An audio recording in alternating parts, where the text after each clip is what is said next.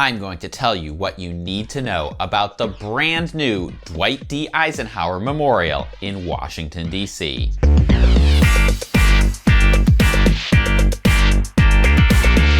Hello, my name is Rob. I'm a tour guide and the founder of Trip Hacks DC Tours. On this channel, I share my best tips, tricks, and hacks for exploring Washington, D.C. So if you're interested in that sort of thing, make sure to subscribe to the channel and hit the bell notification icon so that you don't miss any future videos. And after you're done watching Trip Hacks DC videos, head on over to triphacksdc.com for info on tours and more. On September 17th, 2020, the Eisenhower Memorial finally opened to the public. This one had been a long time in the making. Literally, over 2 decades in the making. It was commissioned by Congress in 1999. And if you've ever taken a tour with me and asked if there are any new memorials in the works, this is one I would have told you about. Eisenhower joins George Washington, Thomas Jefferson, Abe Lincoln, and Franklin Roosevelt as the presidents with major monuments on or near the National Mall. And I'm curious, especially if you've been to those other monuments. After you're done watching the video, leave me a comment and let me know how you think this new Eisenhower Memorial compares. With that said, let's get started. The new Eisenhower Memorial is located in a small rectangular park on the south side of Independence Avenue Southwest, and across the street from the Air and Space Museum. The park spans from 4th Street Southwest to 6th Street Southwest, and you can enter on either side. If we zoom out a little bit, you'll see that this makes it quite a bit isolated from the other monuments and memorials, which tend to be west of 15th Street on the other side of the National Mall. For this reason, the Eisenhower Memorial will not be included on Trip Hacks DC Monuments tours. And if I had to guess, probably won't make other companies' tours either. So that's a heads up. If you want to see it, make sure you check the tour route in advance or make plans to see it on your own. Now, one of the most frequent questions that I get asked when I lead a monuments tour is, who designed this thing? Most monument designs are chosen via a design competition, with different architects or architecture firms competing against each other. And then a committee selects their favorite design. The winning architect in this case was Frank Gehry. If the name sounds familiar, it's because you might know him from the Museum of Pop Culture in Seattle, the Walt Disney Concert Hall in Los Angeles, or the Guggenheim Museum in Spain. That said, the design of this memorial is much less intense than those other buildings. Overall, the design splits Eisenhower's life. On the west side of the memorial, we remember him as a military leader, specifically as the supreme commander of the Allied Expeditionary Force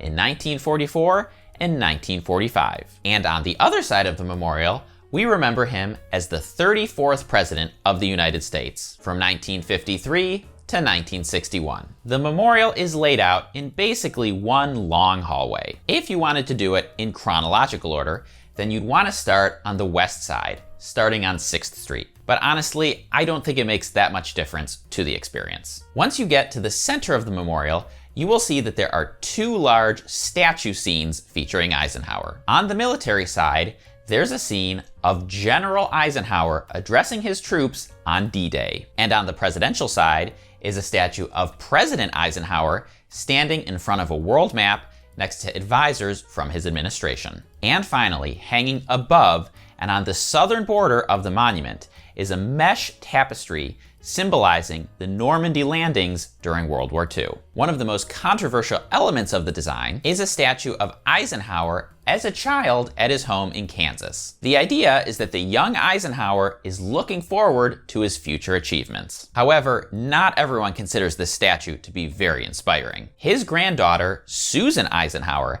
had some very interesting things to say about it. In a book, she wrote, "The idea that a young boy would be looking at his future and wishing, what? To become commander of the most devastating war in human history? I don't think he was dreaming to do that." My own opinion about this statue is that it is pretty jarring, for the simple reason that I have given hundreds of tours of the monuments and memorials, and we do not depict our other former presidents in this way. So it's quite different from what I'm used to. And I also want to say that this is only a high-level overview of the design. So if you want to know more about this memorial, I highly recommend choosing a tour that includes it, doing a ranger talk, if and when they come back. Or if all else fails, bringing your phone and some earbuds and doing the free audio tour that's available on the National Park Service website. Okay, so let's talk practical considerations that you'll want to know when you visit the memorial. Like most monuments, it's accessible 24 hours a day, as there's no gate or door that they can close. However, the bookstore and info center are really only staffed during daytime hours. You can find that building on the 4th Street side of the memorial. That's also where the restrooms are located. Just go around to the back side of that building. And I have to say, this is actually kind of a game changer as far as public restrooms go, because even though all of the museums on this side of the National Mall have restrooms in them, it can sometimes be a pain to stand in line for a museum just to go in to use the restroom. There are drinking fountains at this new memorial, and at least for now, they work. How long that will remain the case, I do not know. There are plenty of benches and nice spots to sit. And in a few years, I think this will be a nice little oasis in the middle of the city. However, since all of the trees in the memorial are still young trees, there isn't a ton of shade yet. Notable to me is that there is no water incorporated into the memorial design, which is a big difference from, say, the FDR or World War II memorials. And these places can lose some of their magic if you visit in the winter when the water's turned off, or if the water features are broken for some other reason. Now, if you have questions or need help while you're here, if it's during daytime hours, then you can keep an eye out for park rangers.